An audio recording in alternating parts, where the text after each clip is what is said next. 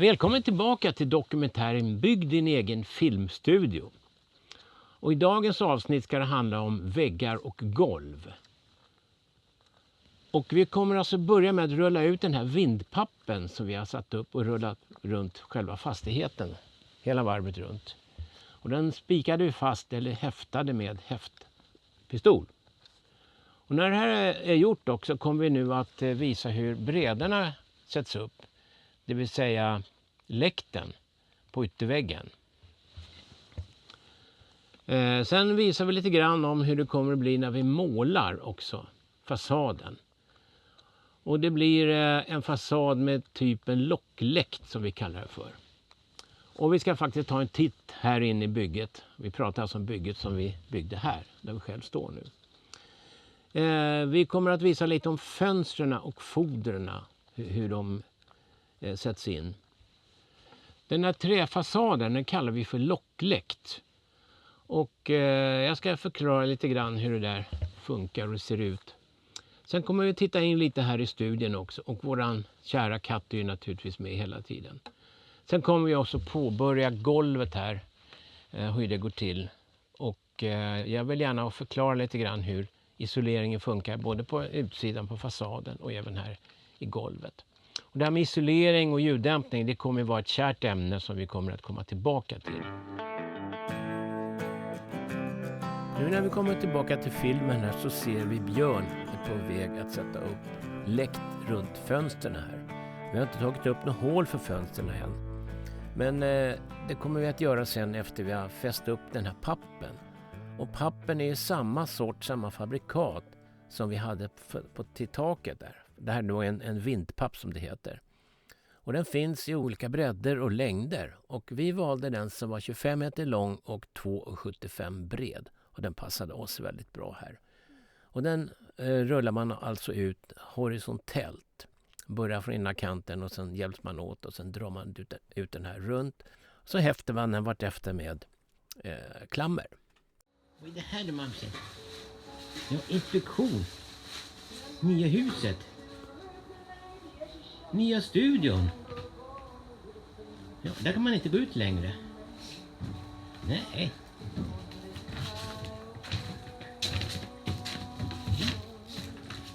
Där var en springa.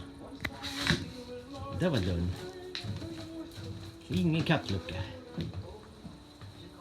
Det blir bra där, Björne.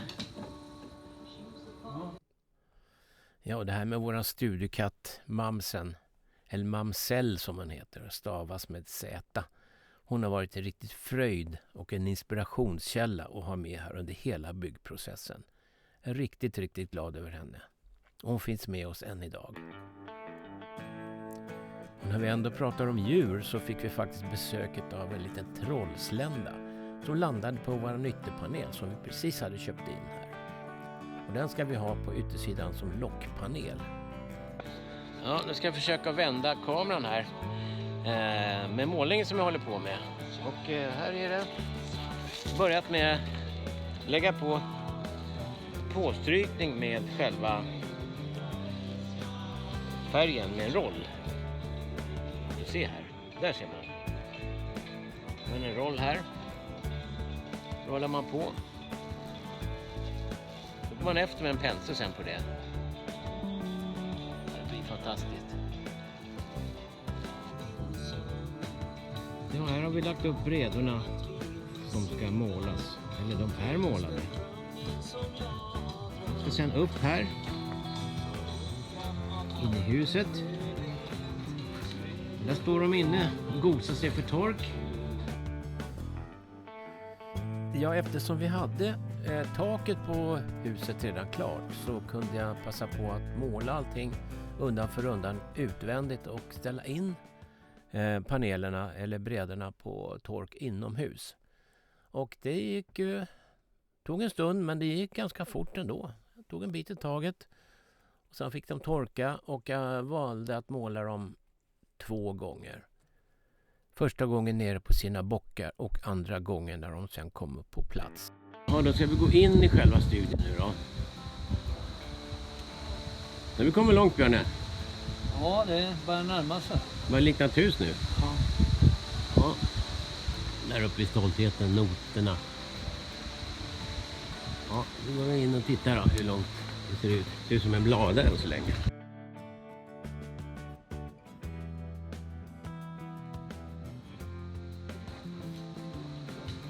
Ja. Fönster. Golv. Plankor.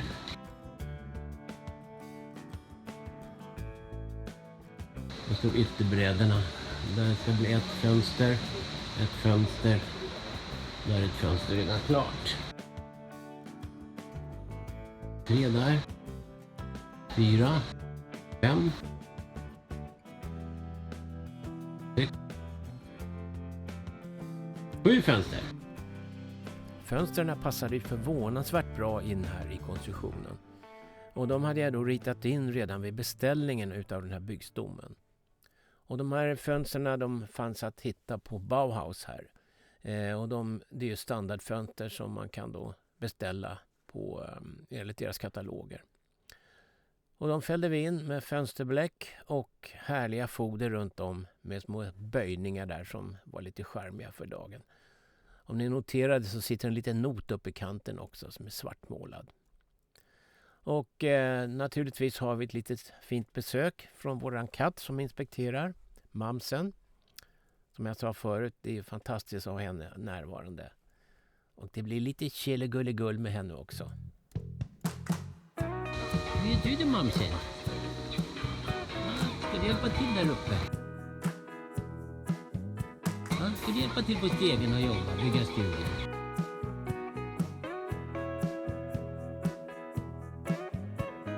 Ska du vara där? Ska du vara där på stegen?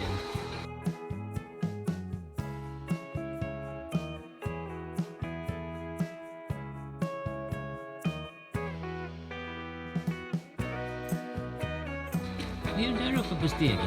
Ha? Kolla ut lite på utsikten.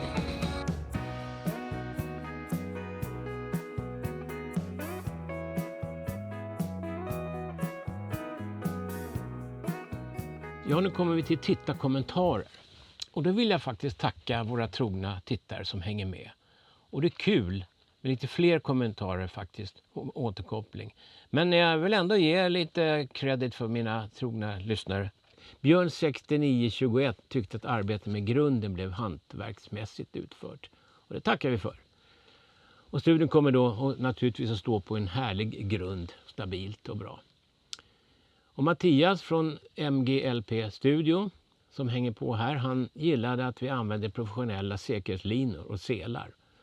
Som man då kallade för skrajsnöre. Och det är faktiskt ett bra passande namn. Och vi som då är skraja om varandra.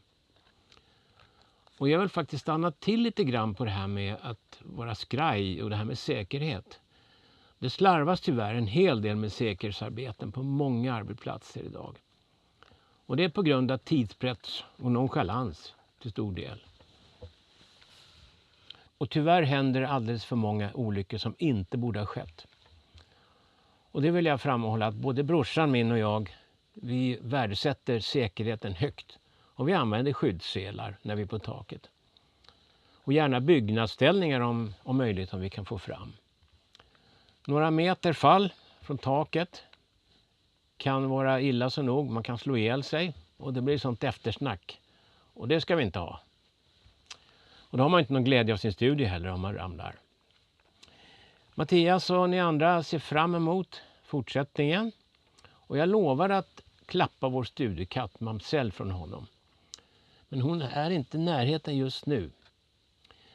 Men på filmen här så finns hon lite grann, eller på bilderna.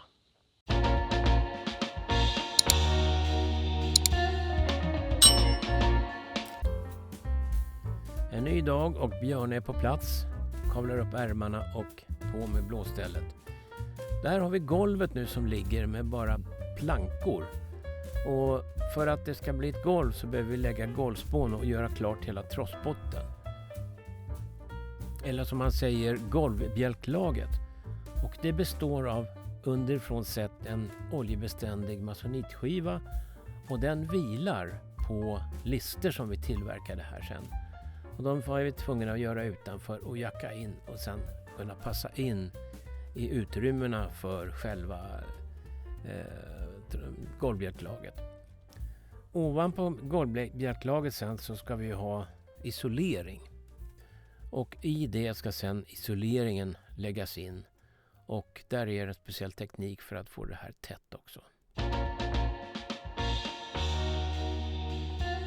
Skillnaden på ljudisolering och ljuddämpning, det är alltså ljud som man får utifrån vill man inte ha till sig, och det ljud man alstrar här själv ska inte gå ut till de som är utanför. Det är alltså ljuddämpning eller ljudisolering.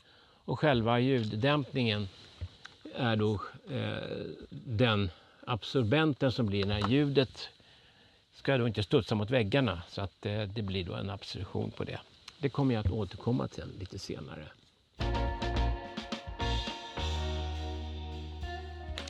Pappret förresten som vi använde runt huset, eller vindpappen, den såg ut så här, anvisningen, jättebra, följde med i själva byggpaketet här när vi beställde.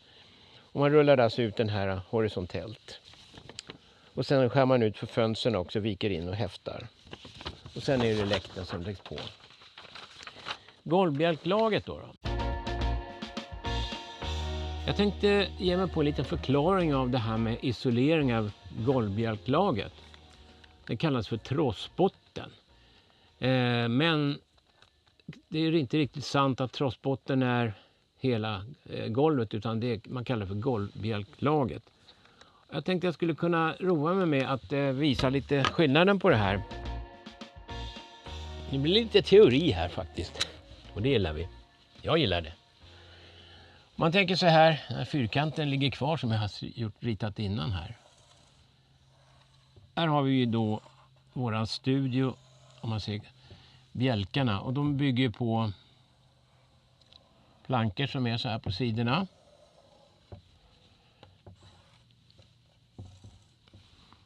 Och planken är också en skola. Vad kallar man för plank? De här var 220 och 45.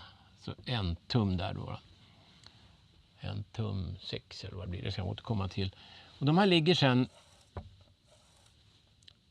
under hela golvbjälklaget så här. Det här bildar alltså golvbjälklaget.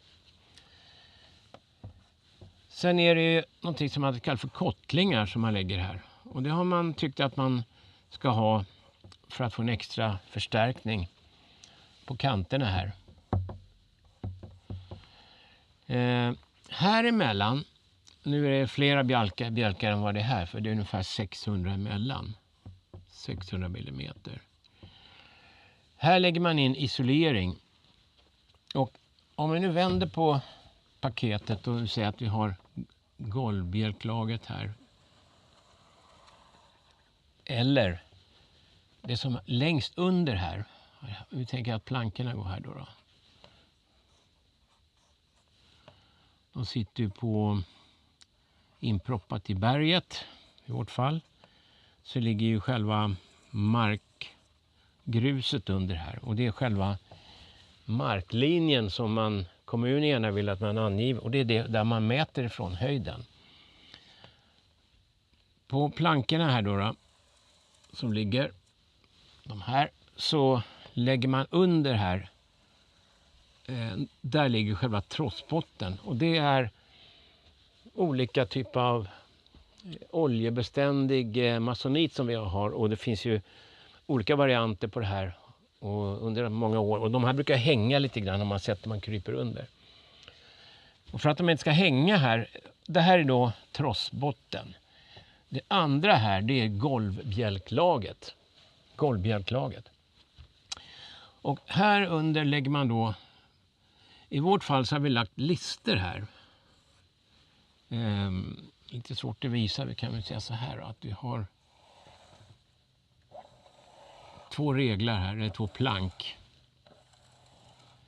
som går här. Och där har vi lagt läkt här som är tillverkade utanför. Och sen på dem så häftade vi fast de här med tryckluftsspik, pistol. Och då får man ett underlag här, men de ska ju inte hänga, va? Så därför så är det som ett skydd här. Och det finns olika skolor på hur man kan göra. Man kan också ha en mittbena under här. Det här är själva golvbjälklaget och trossbotten. Här lägger man sen ljudisolering eller dämpningen. Det är mest för värmeisolering och fukt och sådär. Och vi la ju dem i omlott här, för de här var ju då, skivorna tror jag var på 95. Och så la vi en 45 på det där också.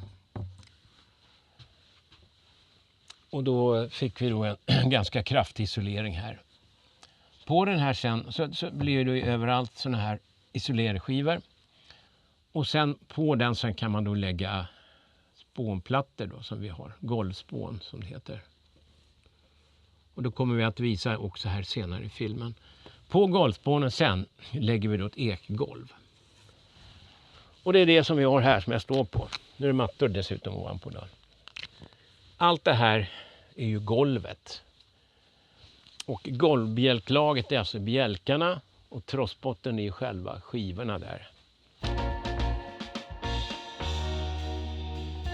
I nästa program så kommer vi att titta på själva golvbjälkarna då och lägga dit den här isoleringen. Men redan nu så bör man då tänka på vad som ska användas här. Man måste lägga in lite kanalisationer, alltså rör och kablar och sådär. Och det har man ju det läggs så här slangar och grejer. Och i vårt fall så har vi öppnat upp en lucka i golvet här och satt en väldigt massa slangar. Vi kommer ju här i studion ha ett mixerbord här någonstans. Så. Och därför har vi lagt ett avancerat kabelslangsystem som går dels hit, för här kommer det vara ett rack. Här har vi också uttag för att dra slangar ut till angränsande hus. Och sen har vi dragit slangpaket till uttag som ska sitta här. Och det går också in till studion på massa olika ställen. Och de här slangarna jag pratar om, det är ju rör, gula rör, 50 rör. Det är som elektrikerna brukar ha när de drar. Och där har jag tänkt att de använder jag sen som kanalisation för kablaget som vi har. Där kan man lägga elkablar, kan lägga vanliga kablar och vad som helst. Jag kommer sen att gå in lite mer på detalj här i ett senare program hur de här kanalisationerna är förlagda här i huset. Men nu tycker jag ni kan hänga med lite grann och kommentera här under. Så kommer jag att återmata kommentarerna vartefter. Så ni får då hänga med tycker jag, som jag brukar säga. Vi ses nästa gång. Häng med. Hej då!